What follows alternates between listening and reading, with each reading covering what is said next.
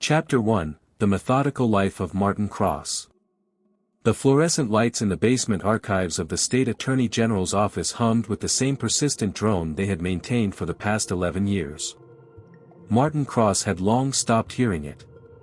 Like the creak of the fourth step on his home staircase or the distant rumble of trains that passed 3 blocks from his apartment at 2:17 each morning, the sound had become part of the white noise of his existence, present but unacknowledged, constant but invisible.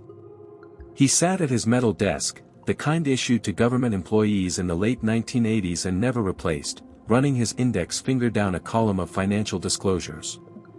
The gesture was unconscious, developed over thousands of hours spent in this windowless room where artificial light made every hour feel like 4 in the afternoon. His coffee had gone cold 2 hours ago. The sandwich his wife had packed, turkey and Swiss on wheat, always turkey and Swiss on wheat, sat in its brown paper bag, forgotten. Martin was 47 years old. He wore wire-rimmed glasses that perpetually slid down his nose. His hair had begun its retreat from his forehead in his mid-30s, and he had accepted this development with the same quiet resignation he brought to most of life's indignities. His suits, purchased from a department store that had since gone out of business, hung slightly loose on his frame. He had lost weight over the past year without particularly trying or noticing. The case file before him was numbered 47B-2891. It had arrived on his desk 6 weeks ago, referred down from the fraud division after a junior auditor had flagged some irregularities in a construction contract awarded by the state's Department of Transportation. Standard procedure. Nothing unusual. The contract involved the renovation of 3 bridges in the northern part of the state, small projects that had somehow ballooned from an estimated $2 million to just over $7 million. Martin specialized in following money. It was what he did, what he had always done. While other investigators sought drama in wiretaps and witness interviews, Martin found his truth in ledgers and bank statements, in the patient archaeology of financial records. Numbers did not lie, though people certainly arranged them in misleading formations. His job was to see through the arrangements. He had been with the Attorney General's office for 11 years, assigned to the Public Integrity Unit. Before that, he had worked for the IRS, and before that, he had been an accountant at a firm that handled estates and trusts. His career had been a steady descent into smaller offices and dimmer lights, though he did not think of it that way. He thought of it as refinement, as finding the proper scale for his particular talents. His wife, Patricia, taught 4th grade at an elementary school across town. They had been married for 19 years. They had tried to have children, but it had not happened, and eventually they had stopped trying. They rarely discussed it anymore. Their life together had settled into comfortable rhythms: dinner at 6:30, news at 7, reading before bed. On Saturdays they drove to the farmer's market and bought vegetables they felt virtuous for eating. On Sundays they visited Patricia's mother in the nursing home, 45 minutes south on the interstate. Martin was content with this life, or at least he told himself he was content, which amounted to nearly the same thing. The bridge contracts had been awarded to a company called Riverside Development LLC. Martin had spent the first week of his investigation establishing the basic facts. Riverside was a relatively new entity, incorporated just 14 months before bidding on the state contract. Its principal officer was listed as Robert Hale, though Martin's initial research suggested Hale was more of a figurehead than an actual operator. The company had an office address in the capital, but when Martin had driven past it one evening after work, he found only a small suite in a shabby commercial building, the kind of place where the building directory still listed tenants who had moved out years ago. The money trail was more interesting. Riverside had received its payments from the state in 6 installments over 8 months. Those payments had been deposited into an account at Merchants Trust Bank. But from there, the money had moved quickly, wired to accounts in 3 different states, then subdivided and transferred again, a branching tree of transactions that suggested someone had put real thought into obscuring the ultimate destinations. Martin had subpoenaed the bank records. He had requested documentation from the Department of Transportation regarding the bidding process. He had filed requests for corporate records in 4 states where Riverside appeared to have subsidiary connections. This was normal procedure, the mechanical process of gathering information. He expected most of these threads to lead nowhere. Investigations were like that, 90% dead ends and clerical errors, 10% actionable findings. But 3 days ago, something had shifted. He had been reviewing the corporate filings for one of Riverside's apparent subsidiaries, a company called Summit Consulting Group, when he noticed a name he recognized. It appeared on page 7 of a densely formatted document, listed as a minority stakeholder, James Harland. The name meant nothing to most people. But Martin had been working in state government long enough to know it. James Harland was the brother-in-law of Senator Garrett Wyeth, who had represented the state in Washington for the past 16 years. Wyeth sat on the Senate Committee on Commerce, which oversaw transportation funding. He was a senior member, influential, the kind of politician whose phone calls got returned. Martin had sat very still when he saw the name, his finger stopping mid-column. It might mean nothing. It probably meant nothing. Family connections alone were not evidence of wrongdoing. But it was interesting. It was a thread worth pulling. He had pulled it carefully. Chapter 2, The Widening Circle. Martin had learned long ago that investigations developed their own momentum, a kind of gravitational pull that either dissipated into nothing or grew stronger with each new piece of information. By the end of the second week working on Case 47B-2891, he could feel that pull intensifying. The connection to James Harland opened new avenues. Martin requested additional subpoenas, carefully worded to avoid drawing attention. He wanted bank records for Summit Consulting Group. He wanted documentation of any communications between Riverside Development and state officials regarding the bridge contracts. He wanted the original engineering assessments that had justified the cost overruns. His supervisor, Ellen Vasquez, approved the requests without much scrutiny. Ellen ran the Public Integrity Unit with a kind of weary efficiency, managing a staff of 7 investigators who worked cases ranging from small-town corruption to contract fraud. She was 52, a former prosecutor who had moved into administration after her second divorce. She trusted Martin because Martin was trustworthy, because in 11 years he had never given her reason not to. "How's the bridge thing coming?" she asked him one afternoon, stopping by his desk with a folder tucked under her arm. "Developing," Martin said, which was his standard response. "Anything I should know about?" He hesitated. "Some interstate connections. Might need to coordinate with federal regulators if it goes deeper." Ellen nodded. "Keep me posted. We've got budget hearings next month, and the AG wants clean wins we can point to." She moved on, and Martin returned to his documents. The engineering assessments arrived first. Martin spent 2 days reading through technical specifications for bridge reinforcement, soil stability analyses, and structural load calculations. He was not an engineer, but he had developed a capacity over the years to recognize when technical language was being used to obscure rather than clarify. The reports were dense, filled with jargon and references to industry standards, but certain details troubled him. The cost projections seemed to escalate at specific intervals, always with technical justifications that felt more elaborate than necessary. Then the Summit Consulting records arrived, and Martin's investigation pivoted. Summit had received payments from Riverside totaling nearly $2 million, described in invoices as project management services and regulatory compliance consulting. But when Martin cross-referenced the dates of those payments with Summit's own banking activity, he found something peculiar. Within days of receiving money from Riverside, Summit had made donations to 3 political action committees. The amounts were just under the threshold requiring special disclosure, $9,000 here, $8,000 there, $12,000 to a third group. Martin compiled a list of these PACs and researched their activities. 2 of them had spent heavily supporting Senator Wyeth's last re-election campaign.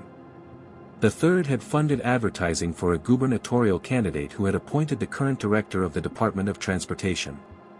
The pattern was emerging now, still fragmentary but gaining definition.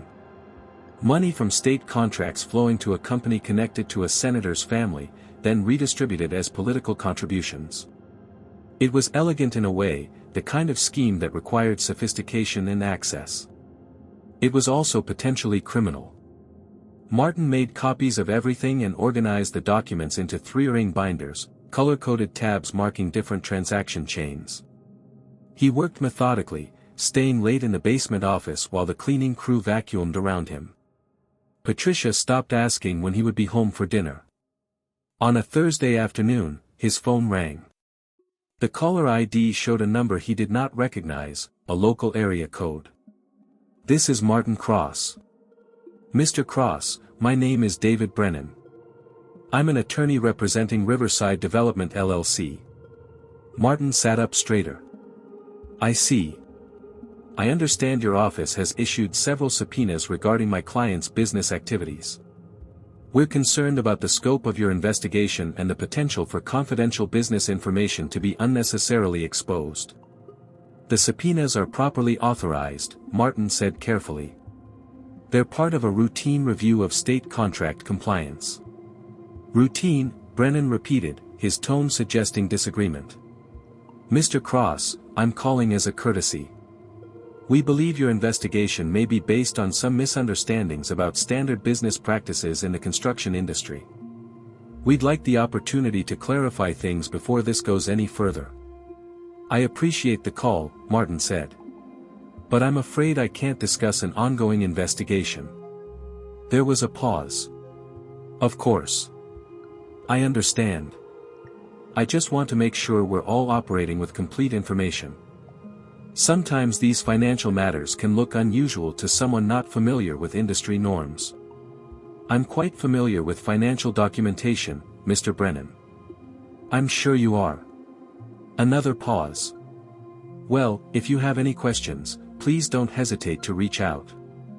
We're committed to full cooperation." The call ended. Martin set down the phone and stared at it for a long moment.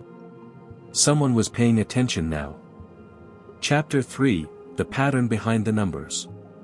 The call from David Brennan changed the texture of Martin's days. He had always worked in relative obscurity, pursuing investigations that attracted little notice outside the bureaucratic machinery of the Attorney General's office.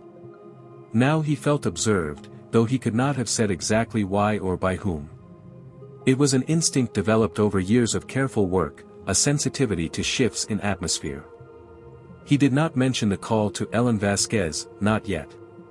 Instead, he intensified his focus, spending longer hours in the basement archive, reviewing documents with even more meticulous attention.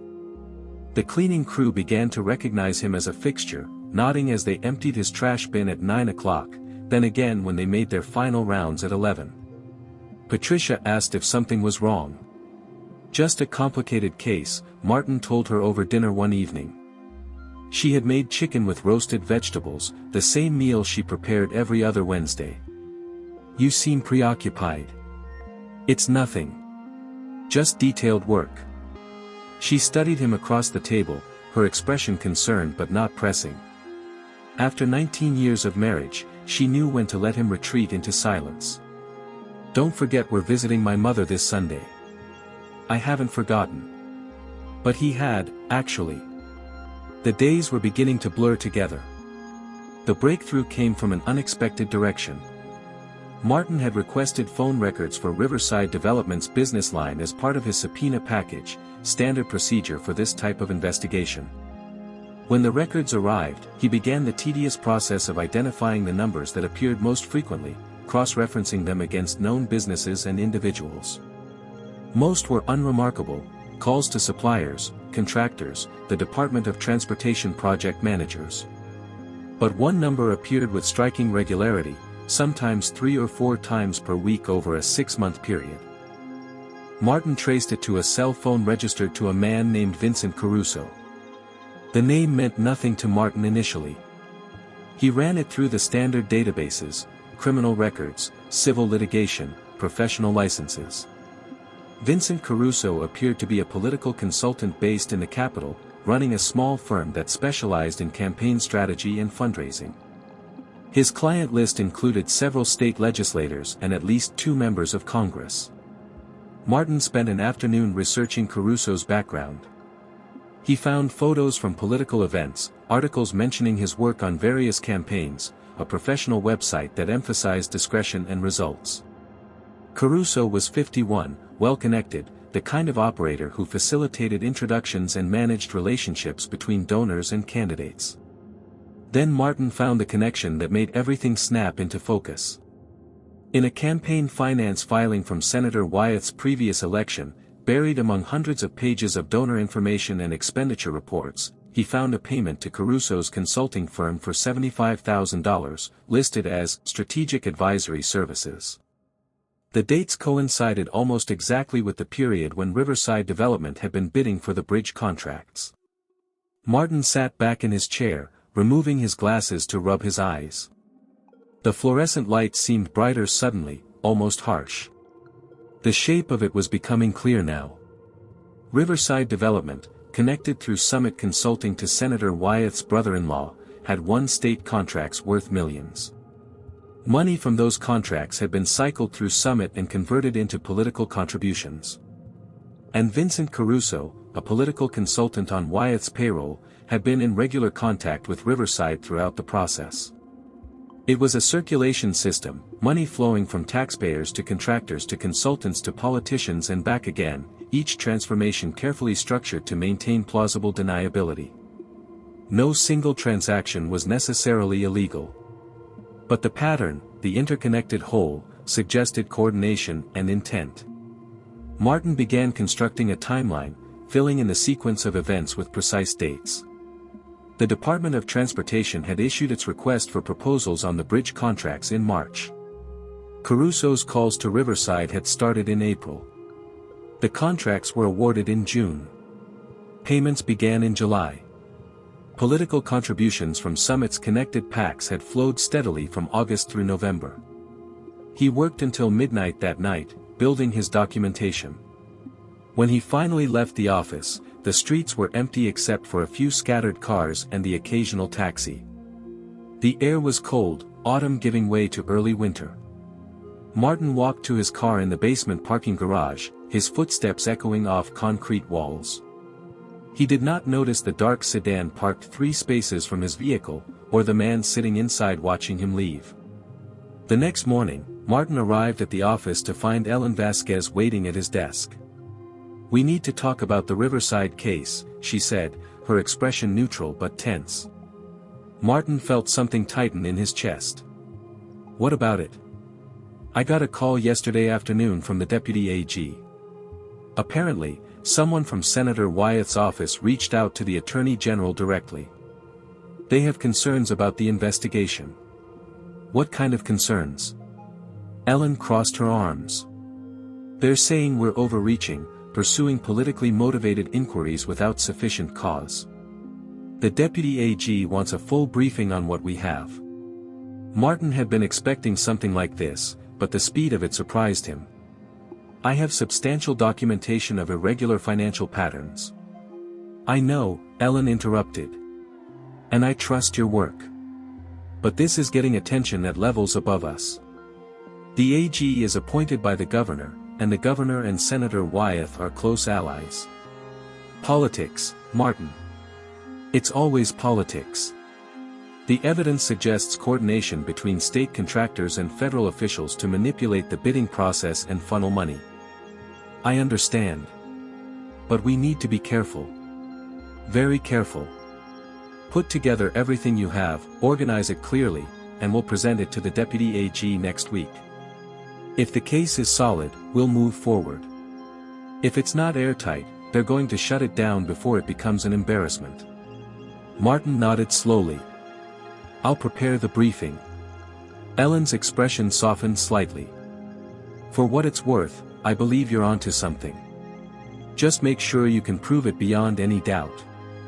Because the moment this touches a sitting senator, it's not just about the evidence anymore. It's about whether anyone wants to pursue it." She walked away, leaving Martin alone with his filing cabinets and fluorescent lights and the growing certainty that his investigation had entered dangerous territory. Chapter 4, The Weight of Silence. Martin spent the weekend preparing his briefing, spreading documents across the dining room table in his apartment while Patricia graded papers in the living room. He organized everything into a clear narrative structure: the initial contract irregularities, the web of shell companies, the political contributions, the phone records linking Caruso to Riverside, the timeline showing coordination between contract awards and campaign activities. By Sunday evening, he had compiled a presentation that laid out the case with methodical precision. Each claim was supported by documentary evidence. Each connection was traceable through official records. It was not speculation. It was pattern recognition backed by facts. Patricia brought him coffee as he reviewed the documents one final time. "This is important, isn't it?" she asked. "Yes," Martin said simply. "Be careful." He looked up at her, surprised by the concern in her voice. "It's just an internal briefing.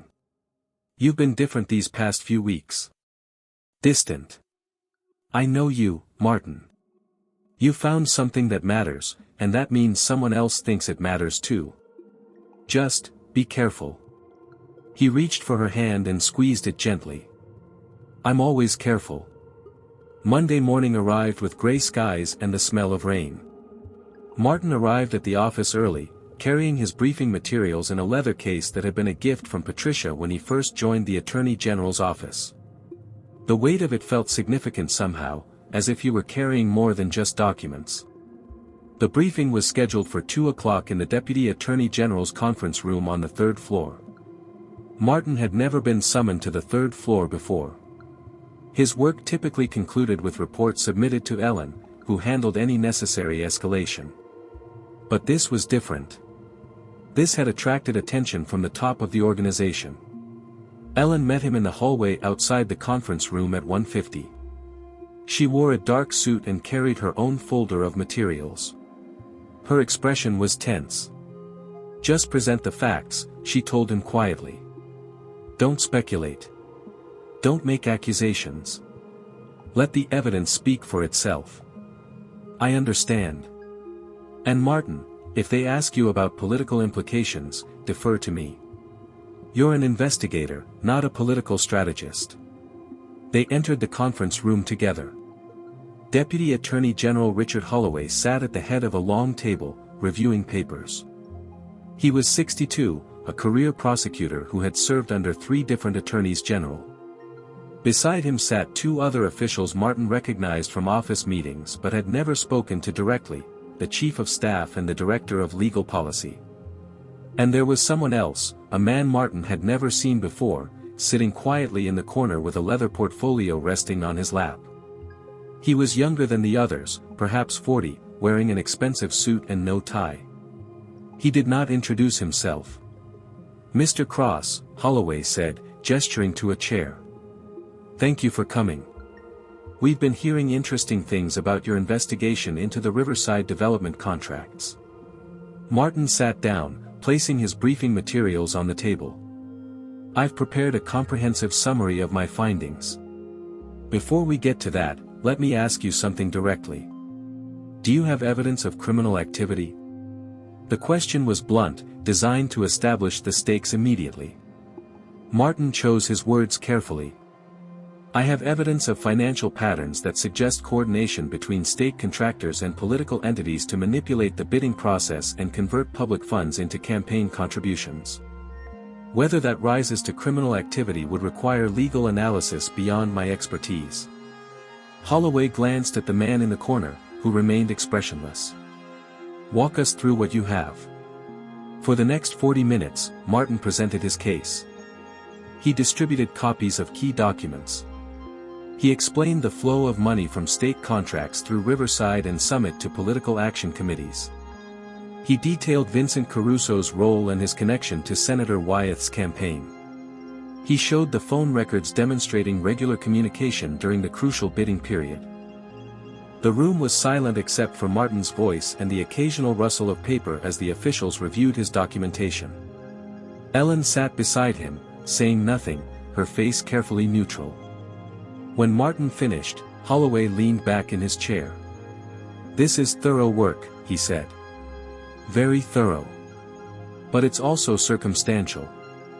You have financial transactions and phone calls, but no direct evidence of quid pro quo. No emails discussing illegal coordination. No witnesses willing to testify to explicit agreements. Financial evidence rarely comes with explicit confessions, Martin replied. The pattern itself demonstrates intent. Pattern, Holloway repeated. That's the problem, Mr. Cross. A defense attorney would argue that these are standard business practices. Shell companies are legal. Political contributions are legal. Consultants talking to contractors is legal. You're asking us to infer criminality from a series of legal activities. Legal activities that, taken together, constitute a scheme to defraud taxpayers and corrupt the contracting process. The man in the corner spoke for the first time. His voice was quiet, almost gentle. Mr. Cross, do you understand the implications of what you're suggesting? You're alleging that a sitting United States senator coordinated with state officials to funnel public money into his campaign. Do you understand the resources that would be required to prove that allegation? Do you understand the political firestorm it would create? Martin turned to look at him. I understand that evidence suggests criminal activity occurred, and that my job is to document that evidence regardless of who might be implicated. Noble sentiment, the man said. But naive. The Attorney General serves at the pleasure of the governor. The governor and Senator Wyeth are close allies. They vacation together. Their wives serve on the same charity boards. Do you really think the AG is going to authorize an investigation that could destroy his patron's political alliance? Ellen spoke up, her voice firm. Mr. Cross has conducted a professional investigation following proper procedures. If there are political considerations, those are above his pay grade and above mine. We're presenting the findings. What happens next is your decision. Holloway folded his hands on the table. Here's what's going to happen. We're going to take this material under review. We'll have our legal team analyze whether there's sufficient basis for criminal charges. That review will take several weeks, perhaps months. In the meantime, the investigation is suspended pending our assessment. Suspended? Martin felt something cold settle in his stomach. We're not closing it, Holloway said. Just pausing while we evaluate. I'm sure you understand, we need to be absolutely certain before proceeding with something this sensitive. The man in the corner closed his portfolio and stood. Thank you for your time, Mr. Cross. Your dedication to your work is admirable. He left the room without waiting for a response. Martin gathered his materials slowly, carefully placing each document back in his case. The meeting had lasted less than an hour, but he felt exhausted, as if he had been running uphill.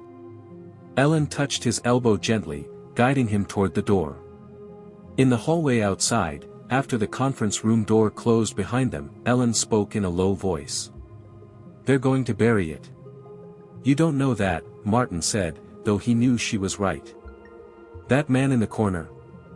That was Jeffrey Marsh. He's the governor's personal attorney. He doesn't show up to meetings about bridge contracts unless someone very important is worried.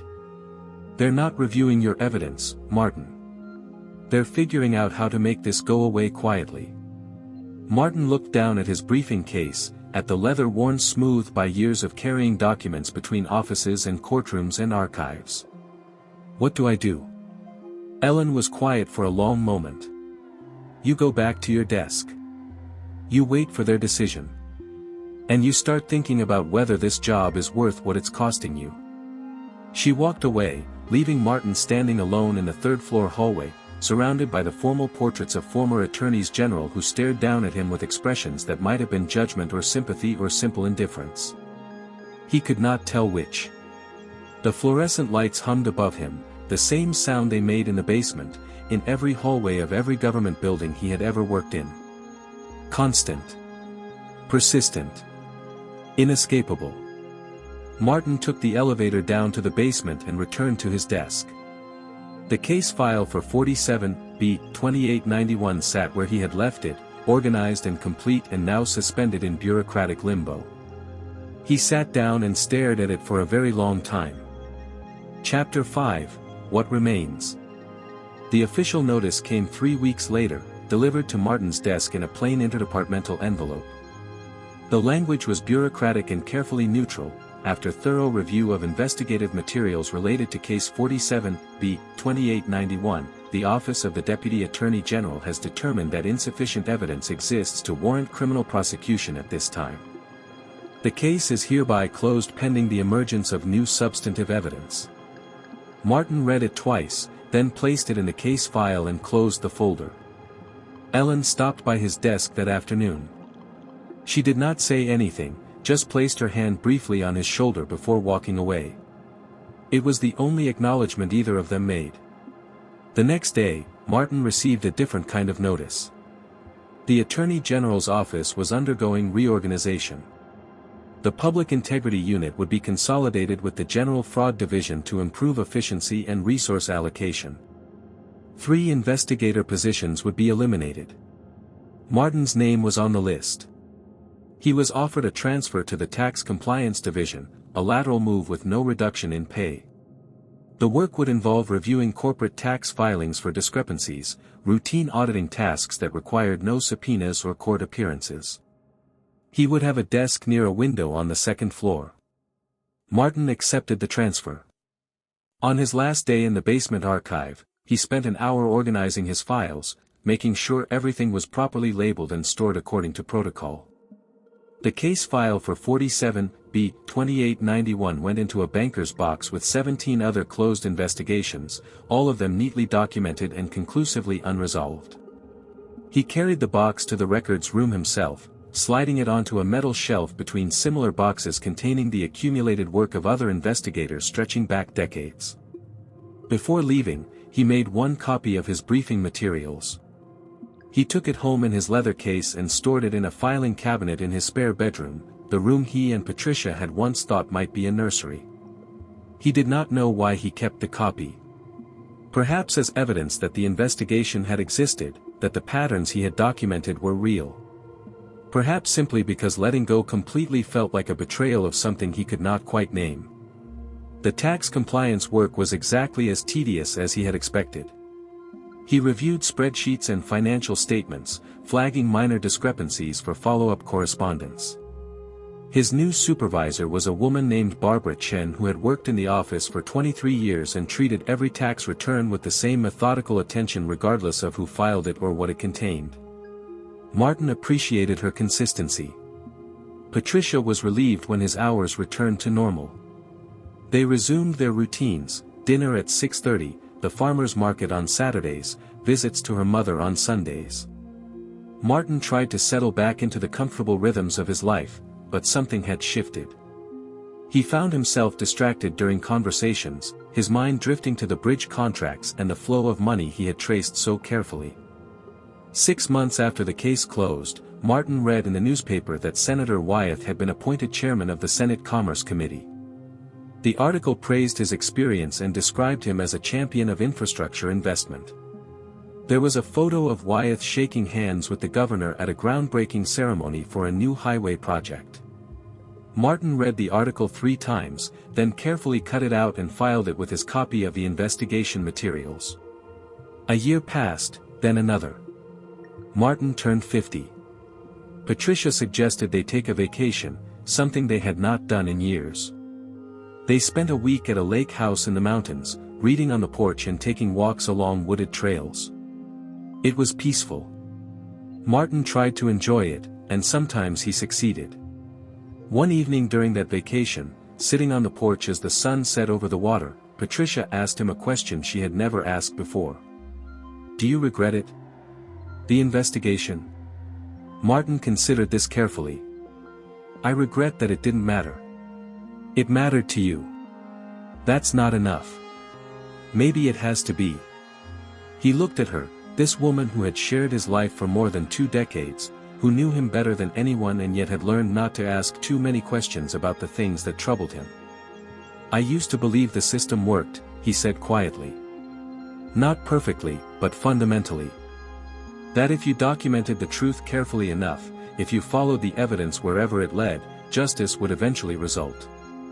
I don't believe that anymore." Patricia reached for his hand.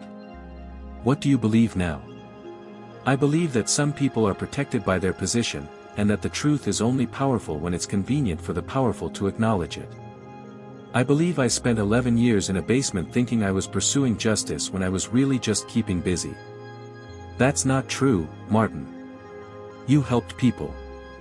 You stopped corrupt contractors, you recovered stolen money, I rearranged deck chairs, he interrupted gently. I caught the small fish while the big ones swam away. They sat in silence as darkness settled over the lake. Somewhere in the distance, a loon called out, its cry echoing across the water. 3 years after Case 47B-2891 was closed, Martin read another article in the newspaper. Vincent Caruso had been appointed to a federal position overseeing infrastructure grants. The article described him as a skilled administrator with deep experience in public-private partnerships. There was no mention of his work as a political consultant. Martin did not cut out this article. He simply read it and turned the page.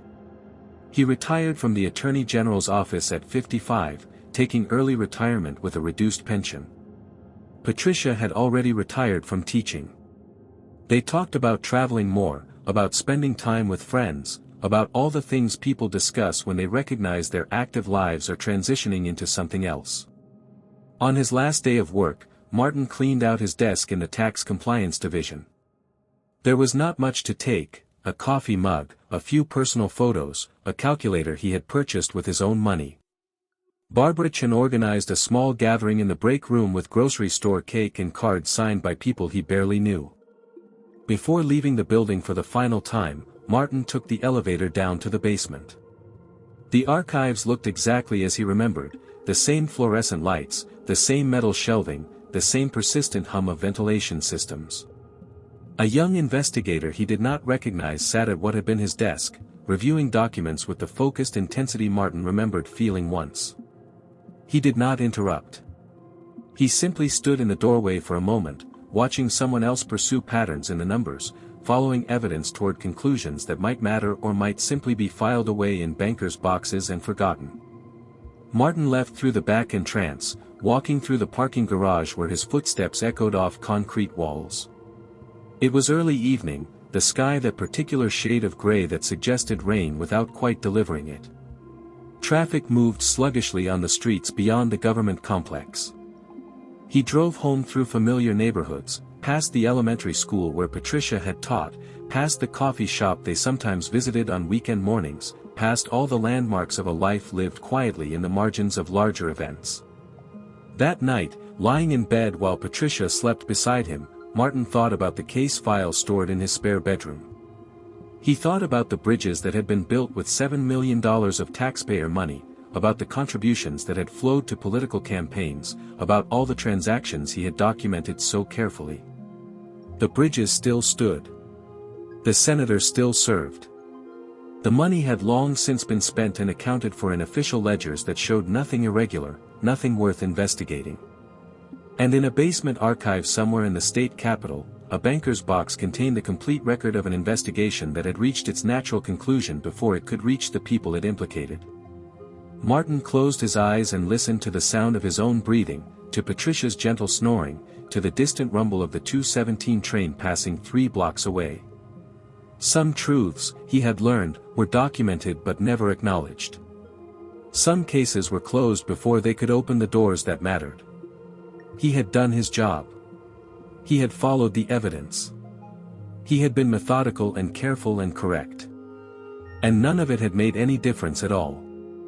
The fluorescent lights in the basement would continue humming long after he was gone, illuminating documents that no one would read, preserving evidence that no one would act upon, maintaining the machinery of justice that functioned perfectly except when it was needed most.